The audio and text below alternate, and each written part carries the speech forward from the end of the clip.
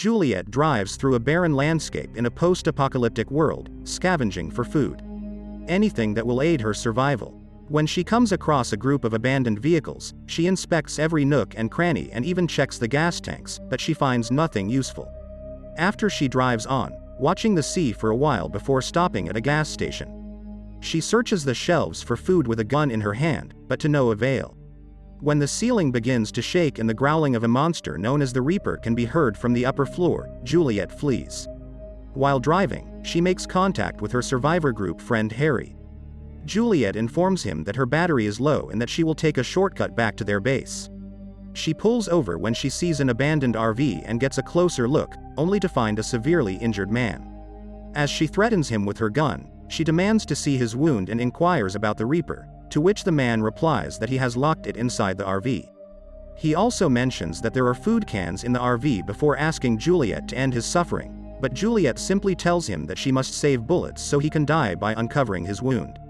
Juliet then enters the RV and battles the Reaper, causing the vehicle to shake violently as she struggles but eventually kills the creature with a shot. The man is dead when she returns. Juliet returns to the road after gathering all the supplies she can find and drives while staring at a picture of herself with a guy. The picture is suddenly blown away by the wind, causing Juliet to become distracted as she tries to catch it, and she ends up driving off the road, flipping a few times before landing upside down. Juliet passes out and dreams about her life before the apocalypse. She went to an art gallery on a rainy day but couldn't understand the paintings. The gallery owner Jack, who was also the guy in the picture, then approached her. Juliet admitted she came inside to escape the rain and get some free food because he could tell she didn't understand art. Jack found her amusing and offered her a drink while explaining how to find beauty in paintings. Back in the present, Juliet awakens to find her leg fractured and stuck in the seat. It's also dark outside, which means the Reapers will appear soon, and she won't be able to defend herself because her gun has fallen out of the car and she can't reach it. Juliet tries to move her leg but it's too painful, so she turns on the radio, which doesn't work. Juliet reaches for the gun with a stick and some wire and manages to move it slightly, but her tool breaks before she can retrieve it. Then another flashback begins, showing Jack leaving the gallery in the middle of the opening to grab a bite with Juliet. She agreed to go to his apartment and was astounded by how beautiful and expensive everything was. She also discovered his drawings, which demonstrated his exceptional artistic ability. Jack shared all of his family drama and how he handled the inheritance over wine and cheese. Juliet explained that she had no family, but she found it difficult to open up, and Jack's questions made her feel uneasy, so she decided to leave. In the present, Juliet decides to bear the discomfort and uses a pipe to free her broken leg. She then applies a tourniquet to the wound and washes it with alcohol before painfully pushing the bone back into place. Juliet goes to a bar with a random man, and a new memory begins. She noticed Jack in the bar as well, but she ignored him.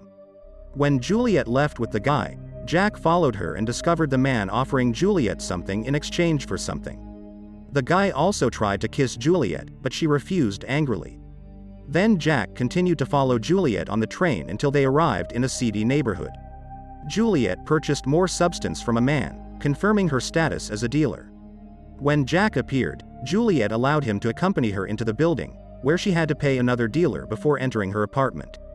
Inside, Jack noticed Juliet's poverty and offered to assist, but Juliet refused, stating she wasn't a charity case. She tried to push him out, but Jack resisted, so Juliet grabbed an injection, revealing that she, too, was an addict. This prompted Jack to flee. Back in the present, Juliet creates an improvised cast out of auto parts, then works on repairing the radian, but no one answers her call. She hears a Reaper approaching and immediately crawls out, grabbing her revolver before hiding in her car. Juliet remains silent as the Reaper gets too near to the van, and the radio suddenly comes to life with Harry's voice. Juliet has no option but to toss the radio out of the car as the Reaper hears it and approaches her. The monster discovers the radio and tosses it aside before approaching the automobile, but as it is ready to enter, it hears a disturbance in the distance and flees. Juliet then replaces the ammunition in the rifle while recalling another flashback. Juliet got beaten up one evening and went to Jack's place for assistance. Jack did not condemn or interrogate her. Instead, he gently cleaned her up, cared to her wounds, and left her to rest. They had breakfast together the next morning, and Juliet asked if she might go for a stroll. Juliet was irritated when Jack assumed she needed a fix, so she tried to leave, only to find the door locked. Juliet became enraged when Jack informed her he wouldn't let her go until she was clean, and she began destroying Jack's belongings while screaming. Jack waited for an opportunity before hugging Juliet and kissing her on the cheek. Juliet gets some light sticks and throws them outdoors to see if any reapers are nearby. She comes out and gets the radio since she doesn't see anyone. She tenses when she hears a strange noise and tosses the light sticks in all locations until she sees a reaper on top of her car. Juliet shoots it quickly before fleeing back inside the car and waiting for the beast to shoot again. However, the reaper surprises her from behind by pulling the window cover off. A terrified Juliet tries to move, but the reaper grabs her leg, so she retaliates by starting the car and pressing the accelerator, causing the wheels to hurt the creature. The reaper runs away and Juliet tries to shoot it, but she misses. While she's looking out, the reaper sneaks inside through the opposite window and growls, startling Juliet into shooting it. After the reaper runs away, Juliet tries to fix her radio, but her hands are shaking and there isn't any more alcohol she could use to calm down. Another flashback begins, showing that Jack and Juliet became a couple and moved to a brand new house together. Juliet had been very nervous during the move, so Jack touched her face to make her smile. Then he gave her a tour of the house and mentioned one room was for their future children, which made Juliet very uncomfortable. Jack also wondered if she would ever say that she loved him, but Juliet told him he already knew. Back to the present, Juliet fixes the radio and contacts Harry, although she can't hear him well. She tells him what happened and asks for help, but after Harry says something about a beacon, the connection is lost. Juliet searches the car and finds a box with a beacon, so now she'll have to read the manual to activate it.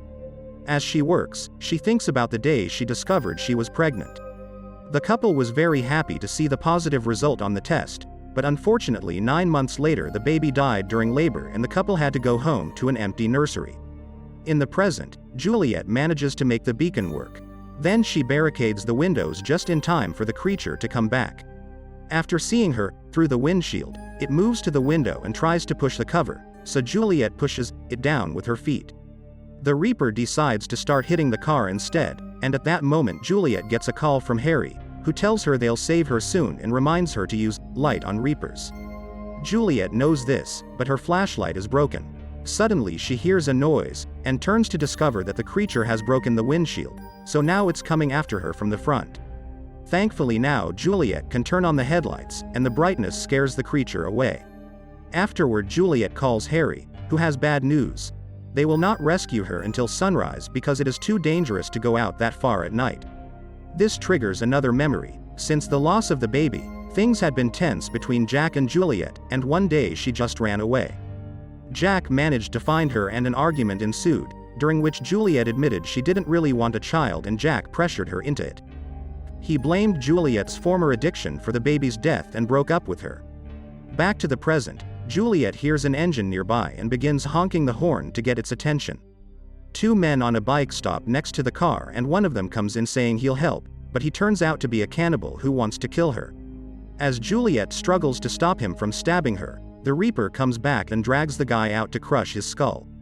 The friend immediately leaves on the bike and Juliet watches the Reaper feed on the body. Another flashback reveals that after the argument, Juliet went to a bar to get drunk and ignored all the calls she kept getting from Jack. At that moment she saw on TV that there was a chemical attack at the subway station, which killed over 30 people. Then she got a call from an unknown number telling her that Jack was hurt during the attack, so she fled to the hospital. The Juliet in the present grabs her gun and considers self-deleting, but the memories keep going. When she arrived at the hospital, she learned Jack couldn't speak anymore, but he still communicated. He touched her face with his special gesture through the curtain and then used a board to say, "I love you." For the first time, Juliet answered, "Me too." Jack also made her promise she would never give up, and that makes present Juliet put down the gun. Determined to keep her promise, Juliet takes a flare plus 2 gas containers and leaves the car. She proceeds to douse a container with gas and then lights the flare, waving it around to get the Reaper's attention. Juliet steps backwards as the thing approaches, waiting for the Reaper to reach the container and shoot it, triggering an explosion. However, the Reaper escapes just in time. The Reaper drags Juliet out of the car and throws her on the ground while she desperately clutches for her revolver. The beast is then shot twice, causing it to fall. Juliet sobs as the thing stops moving, recalling the day she returned to the hospital only to learn they had taken Jack away because he had died, forcing her to suffer a nervous breakdown. In the present, the Reaper awakens and begins his work, but Juliet has run out of ammunition. The monster suddenly crawls on top of her, but instead of attacking, it softly touches her face, causing her to understand this is Jack. This brings back memories of the day they met. Jack said fate brings people together, and to demonstrate his interest, he shuttered the gallery to depart with her. Juliet hugs Jack and eventually tells him she loves him in the present. She presses their heads against each other to finish everything and travel into the afterlife together after inserting a new bullet into the gun. Make sure to subscribe and turn on notification, so you can watch more videos like this. Thanks for watching.